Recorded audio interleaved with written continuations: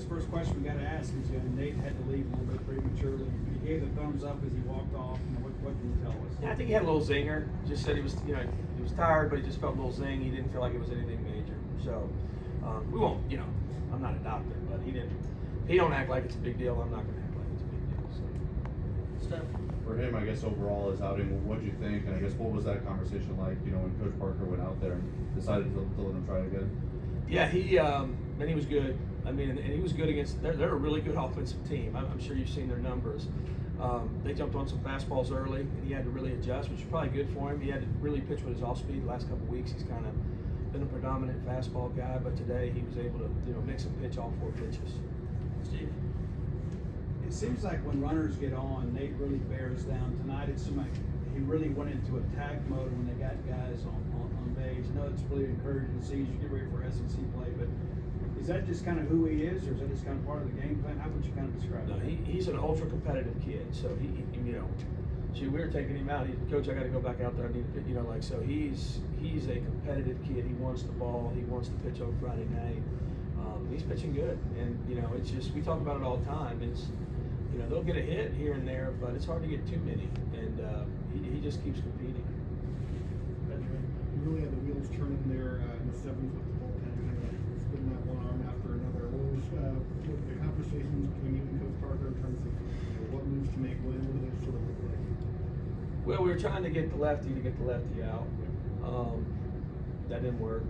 And then, we went to the right. When you come out of the pen and we walk a guy and we hit a guy, that's what starts the inning. It's not the hits. I thought Luke Dodson came in, did a great job, matched up on their lefty. I thought Tyson Hart was really good. Once again, they get a hit or so, but he pitches out of it, and then Brooks pitched great at the end. So, we just got to come out of the bullpen for some of the guys and attack the strike zone. Steph? Fans obviously wanted Dakota to get a chance there to get a triple, but what did you think of kind of overall his approach? I'm so out of it, I didn't even know he was going for it. So I didn't know he was going for a cycle, but he's been pretty good the last week or so. He's kind of made some changes in his stuff, and Hunter has too. Hunter hit another hard ball tonight, another big hit. I think those two guys are coming along. We got to get a couple more coming with them. I mean, that game tonight, should be 8-1, and we're saving our bullpen. Unfortunately, we leave first and second, no outs. We leave second, third, 1 out. We leave bases loaded, 1 out. And good baseball teams expand the game there. They expand the game. Not even with a hit, just a sac fly.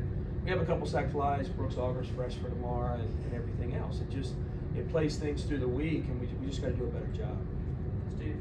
Kind of piggyback on it. You get 7 hits from DJ and Hunter combined, and all 5 of your RBI.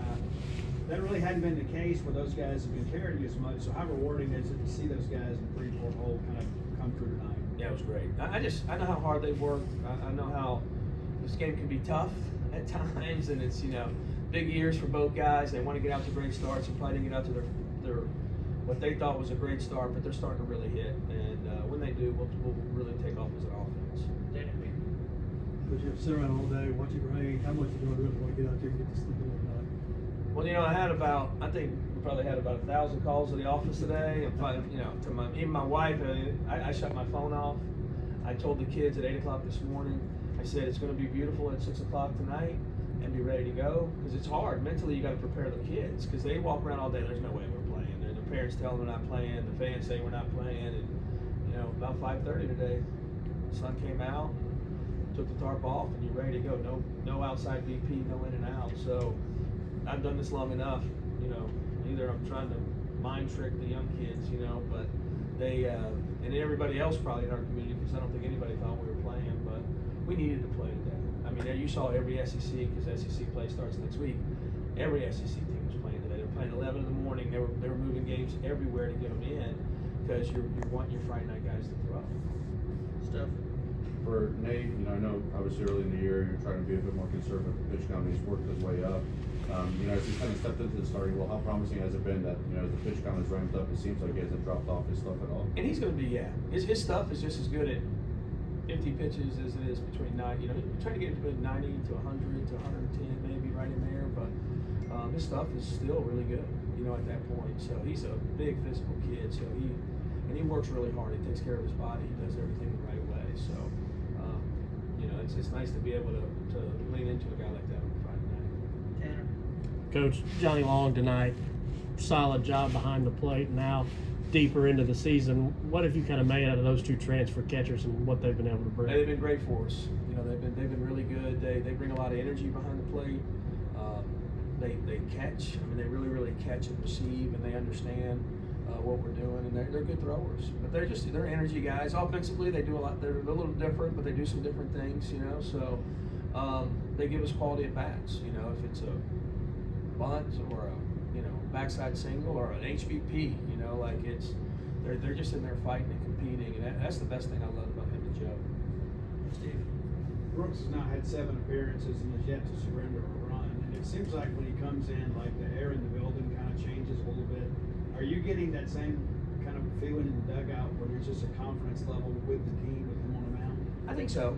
I mean, he's been really good this week, right? And the outing at Southern Miss, and very similar. You know, the outing at Southern Miss on Tuesday night, it was a 9-pitch at bat, and tonight's was an 8-pitch at bat, and he just didn't give in to a good hitter, to a good player, and as a closer, that coming out there and being ready to go from pitch 1 is huge, and not letting something start or not falling behind. So he's been really good at that. Steph. Most pressure-packed moment was pregame. Rashawn on the mic. What'd you think? I don't know. I didn't know that was coming, so he had asked for it, I guess. But I told him, I said, Merch, I'm glad you hit that double, because if you didn't, I said, you're never singing again, because he was like 0 for 3 and not playing good at that point. So, but he's been phenomenal. I mean, he couldn't be any better, but he ended up putting that swing together there. But yeah, let's say he's a. If you ever get to meet David and talk to David, David's a lot more than just a baseball player. He's got a lot of cool things about him. He comes from a neat family, and he's, like I said, he's a great player. He's a fun player, but it's a neat personality.